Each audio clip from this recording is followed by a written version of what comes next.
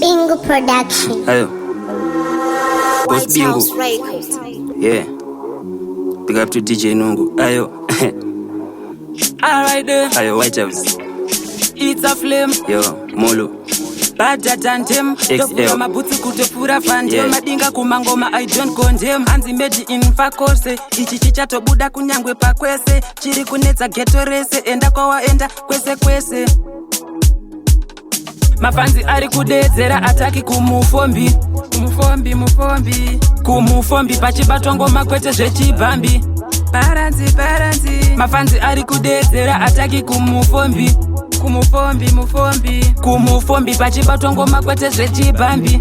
Paranzi ngoma rangu rikuataka, matsaga ari kupanika, mumwe anopunzika, andisaiza nejombo ndinomutsika, pandakwira ndava kumhiri, andifenda kadzoka, bvunza zika, anokuudza kuti ndinokuzwa nevechamba, mutorori pamwe neguka, kana vari ivhu vana mai azuka, chibvunza jaking, uya bonbuka, ataki kumufombi. Kumufombi pachibatwa ngoma kwete zvechibhambi. Paranzi mafanzi ari kudedzera ataki kumufombi. Kumufombi pachibatwa ngoma kwete zvechibhambi.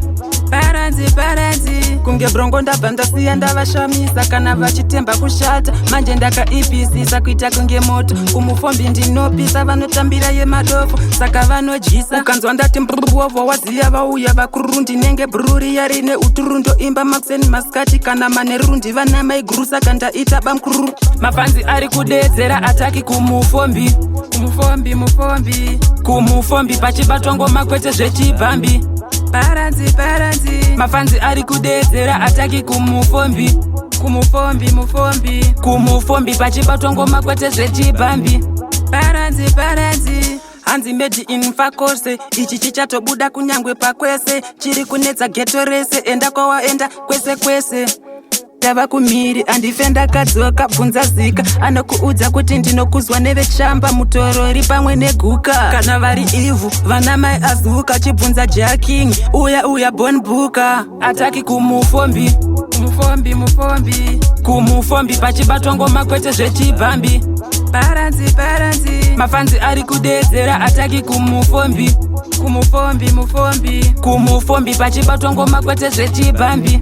Paranzi kunge brongo ndabva ndasiya ndavashamisa, kana vachitemba kushata manje ndakaipisisa, kuita kunge moto. Kumufombi ndinopisa, vanotambira yemadofo saka vanodyisa. Ukanzwa ndati mbruvovho waziya vauya vakuru, ndinenge bruriya rine uturundo imba makuseni masikati, kana manerundi vana maiguru saka ndaita